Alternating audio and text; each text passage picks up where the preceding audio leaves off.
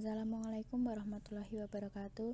Di sini kami dari kelompok 7 akan mempresentasikan hasil diskusi kami mengenai menjadi manusia yang baik. Kelompok 7 beranggotakan yang pertama Umayyah Nurul Azizah dengan NIM 19108241104, Mahakartika Ratri dengan NIM 19108241164, Devi Aryani Safitri dengan NIM 19108241108 dan Rendra Raimundus dengan NIM 19108249002.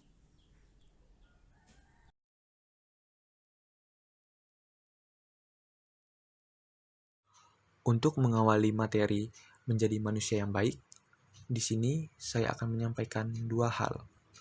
Yang pertama, apa itu etika kewajiban, dan yang kedua, apa itu etika keutamaan. Di slide ini, yang pertama-tama akan saya sampaikan adalah apa itu etika kewajiban. Etika kewajiban mempelajari prinsip-prinsip dan aturan-aturan moral yang berlaku untuk perbuatan kita. Etika kewajiban mengukur suatu perbuatan dengan norma atau prinsip moral. Jika perbuatan itu sesuai dengan norma tersebut, kita menyebutnya baik, adil, jujur, dan sebagainya. Sedangkan jika tidak sesuai norma itu, kita menyebutnya buruk, tidak adil, tidak jujur, dan sebagainya. Teori ini yang menjadi dasar baik dan buruknya suatu perilaku itu adalah kewajiban. Suatu perbuatan itu baik, dan karena itu kita wajib melakukannya. Sementara perbuatan itu buruk, maka dilarang bagi kita. Teori ini menegaskan baik atau buruknya suatu perilaku itu tidak dinilai berdasarkan dampak yang ditimbulkannya, tetapi ya karena ini adalah memang kewajiban kita sesuai dengan norma dan prinsip moral. Sebagai contoh, kenapa kita harus berlaku jujur, adil, ikhlas, amanah, tidak menyakiti orang lain?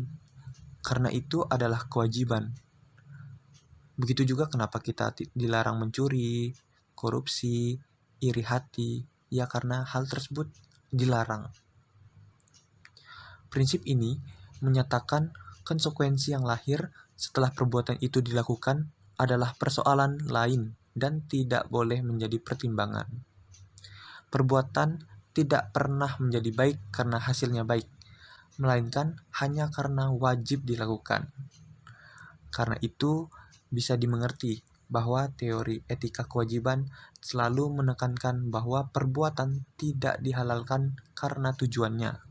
Meskipun suatu perbuatan itu tujuannya baik, namun cara yang ditempuh salah, maka tetap tidak bisa dianggap baik.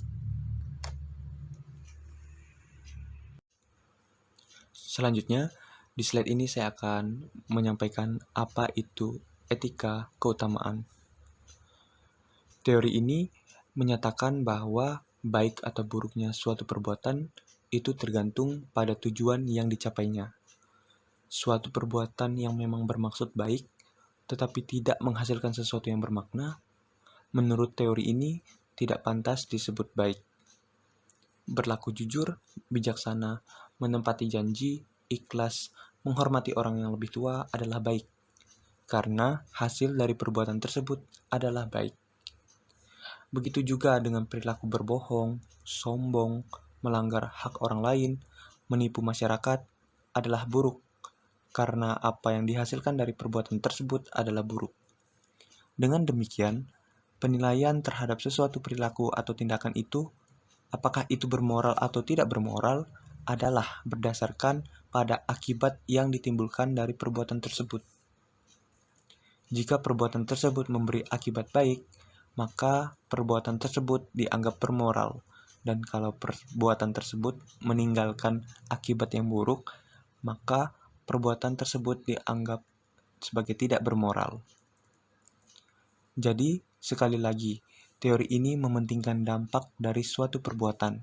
Dengan kata lain, sebelum seseorang itu melakukan sesuatu tindakan atau perbuatan, maka ia perlu memikirkan terlebih dahulu dampak apa yang ditimbulkan, baik atau buruk. Kita dapat meneruskan perbuatan sekiranya itu berdampak baik, sebaliknya tidak akan melakukan sesuatu perbuatan sekiranya berdampak buruk. Dalam prakteknya, teori ini menekankan pada individu untuk mempertimbangkan konsekuensi dari perilakunya. Etika keutamaan adalah teori etika yang berpendapat bahwa filsafat moral tidak pertama-tama berurusan dengan benar atau salahnya tindakan manusia menurut norma-norma atau prinsip-prinsip moral tertentu, melainkan dengan baik buruknya kelakuan atau watak manusia yang mempengaruhi kehidupan manusia lainnya. Pembentukan sikap moral bagi etika keutamaan merupakan usaha ke arah pembentukan watak yang berbudi pekerti luhur. Dari pribadi manusia yang budi pekerti luhur akan mengalir suatu kebiasaan untuk melakukan tindakan yang baik. Contohnya, kejujuran atau keadilan tidak dimengerti sebagai jenis tindakan yang memenuhi kewajiban dalam hubungan dengan sesama, melainkan sebagai suatu keutamaan kualitas keluhuran watak. Selanjutnya, di sini saya akan menjelaskan mengenai membedakan etika kewajiban dengan etika keutamaan. Yang pertama, etika keutamaan bersifat teleologis, sedangkan etika kewajiban bersifat deontologis. Etika keutamaan bersifat teleologis, artinya menilai baik buruknya perilaku dengan mengacu pada sesuai tidaknya dengan proses dan usaha untuk mencapai atau lebih tepat dikatakan untuk mengambil bagian dalam tujuan hidup sejati manusia. Nah, sedangkan tadi etika kewajiban itu bersifat deontologis, artinya mengacu kepada kewajiban moral yang mengikat manusia secara mutlak. Nah, pada etika kewajiban ini, baik buruknya perilaku atau lebih tepatnya dikatakan benar salahnya suatu tindakan secara moral diukur dari sesuai tidaknya dengan prinsip atau aturan moral yang harus dipatuhi tanpa syarat. Yang kedua, yaitu etika keutamaan mengarahkan fokus pada ethic of being, sedangkan etika kewajiban menekankan ethic of doing. Nah, jadi etika keutamaan ingin menjawab pertanyaan kita harus menjadi orang yang bagaimana. Nah, sedangkan etika kewajiban menanyakan kita harus melakukan apa. Selanjutnya yang ketiga, etika keutamaan fokus perhatian ditekankan pada kualitas watak atau mutu pribadi manusia sebagai pelaku moral. Nah, sedangkan pada etika kewajiban, fokus perhatiannya itu diletakkan pada ajaran atau prinsip-prinsip moral tindakan. Nah, di etika kewajiban ini menekankan pada perbuatan mentaati ajaran atau prinsip moral secara mutlak, apapun akibatnya. Selanjutnya yang keempat, etika keutamaan berkaitan dengan tujuan hidup manusia, yaitu kebaikan dan kebahagiaan. Nah, jadi di sini etika keutamaan itu mengartikan manusia itu mesti mengenal dengan akal budi atau rasionya tentang hal-hal yang baik dan bermanfaat. Nah, dengan demikian, manusia dalam etika keutamaan ini dapat menentukan perilakunya sendiri. Ia tahu mana yang baik dan mana yang buruk tanpa perlu adanya norma-norma pengatur perilaku. Nah, sebaliknya, pada etika kewajiban itu tuh memfokuskan perhatian pada benar dan salahnya perilaku manusia. Nah, pada etika kewajiban ini bertolak pada pernyataan praktis empirik perilaku manusia sendiri. Nah, ditetapkannya prinsip atau norma moral membantu manusia mengenal mana yang benar dan salah atau mana yang baik atau buruk. Selanjutnya yang kelima, etika keutamaan memiliki nilai filosofis yang dalam, sedangkan etika kewajiban tidak mengandalkan adanya refleksi terlebih dahulu tentang siapakah manusia itu. Nah, dikatakan etika keutamaan memiliki filosofis yang mendalam itu karena ia mengandalkan adanya refleksi sistematis manusia tentang kodratnya, serta tujuan hidup dan kebahagiaan spiritual yang harus dicapai. Nah, tadi dikatakan bahwa etika kewajiban tidak mengandalkan adanya refleksi terlebih dahulu. Nah, yang terpenting dalam etika kewajiban ini tersedianya prinsip atau norma moral dan orang mempunyai kewajiban untuk melaksanakannya.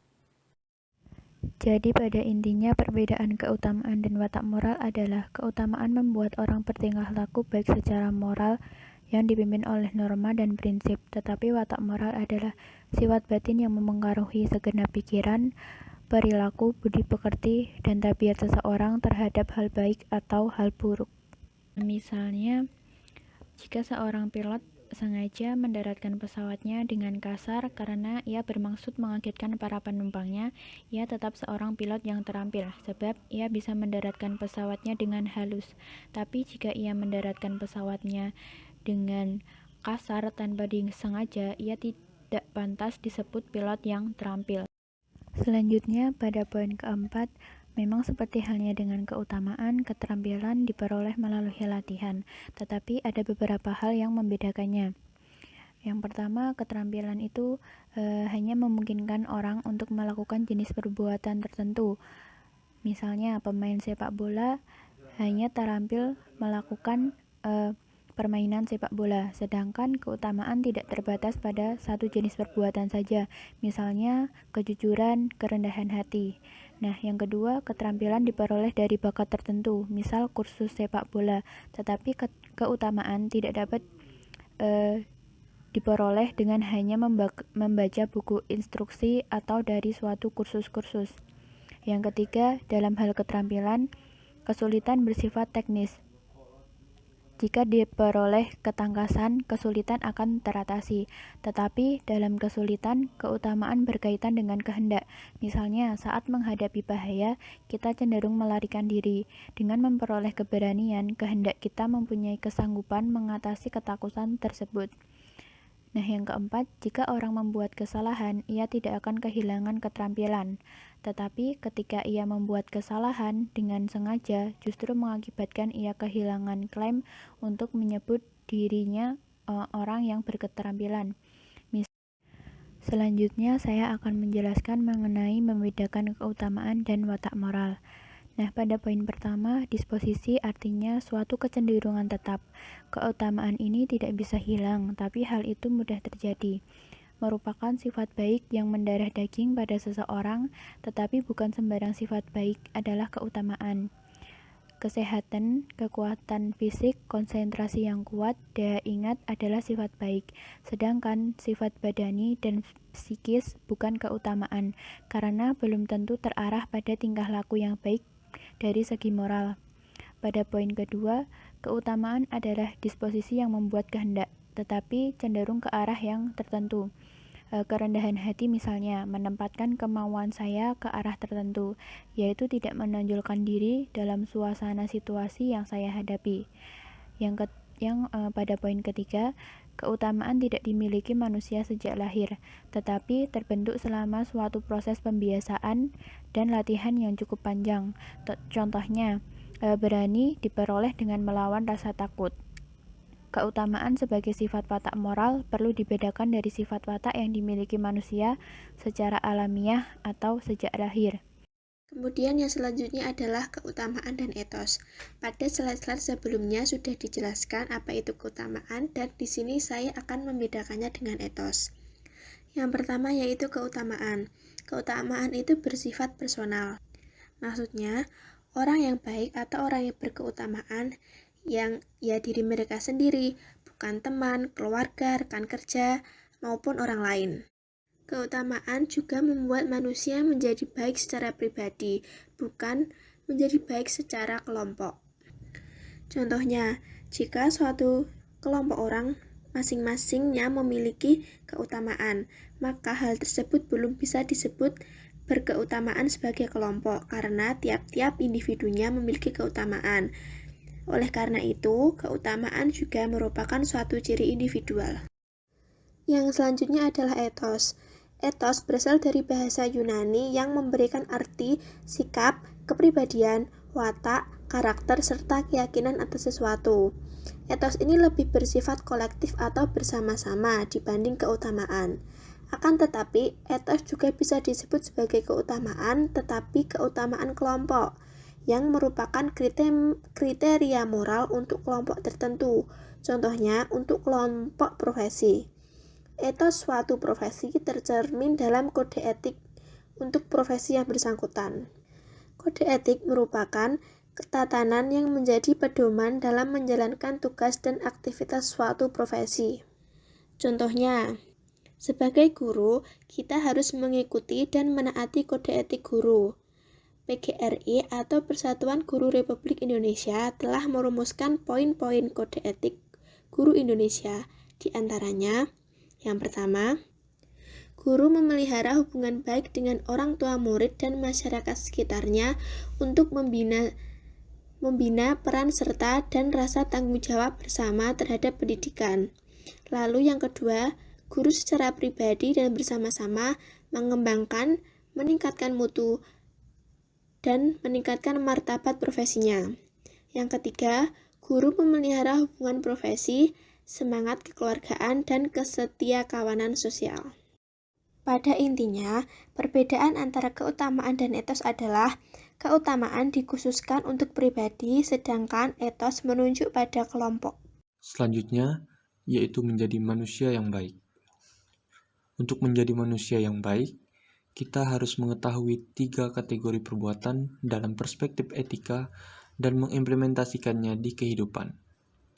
Yang pertama, ada perbuatan yang merupakan kewajiban begitu saja dan harus dilaksanakan. Misalnya, mengatakan yang benar, menghormati privasi, dan sebagainya. Yang kedua, ada perbuatan yang dilarang secara moral dan tidak boleh dilakukan. Misalnya, tidak boleh berbohong, ingkar janji, membunuh, dan sebagainya. Dan yang ketiga, ada perbuatan yang dapat diizinkan dari sudut moral, dalam arti tidak dilarang dan tidak diwajibkan. Misalnya, menonton televisi, rekreasi, dan sebagainya. Setelah dari 3 kategori perbuatan yang telah saya sampaikan, ternyata masih ada kategori atau jenis perbuatan lain yang menggambarkan menjadi manusia yang baik, yaitu supererogatory acts atau biasa juga disebut dengan supererogatories. Nah, supererogatories ini yaitu perbuatan yang melampaui kewajiban seseorang, tapi dinilai sangat terpuji jika dilakukan, sedangkan tidak ada orang yang akan dicela jika tidak melakukannya.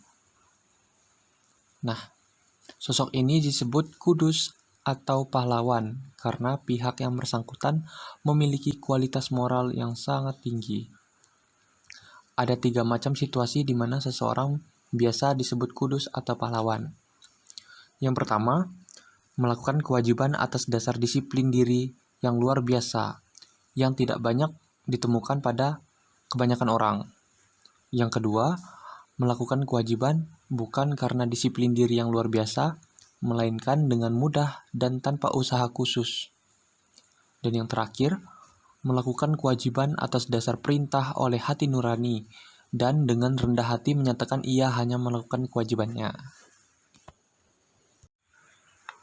Berikut adalah keutamaan-keutamaan atau watak yang terdapat pada manusia yang baik. Baik hati, terus terang, bernalar, ksatria, bersahabat, percaya diri, belas kasih, murah hati, penguasaan diri, sadar, jujur, disiplin diri, suka kerjasama, terampil, mandiri, berani, adil, bijaksana, santun, setia, berkepedulian, rendah hati, setia, toleransi.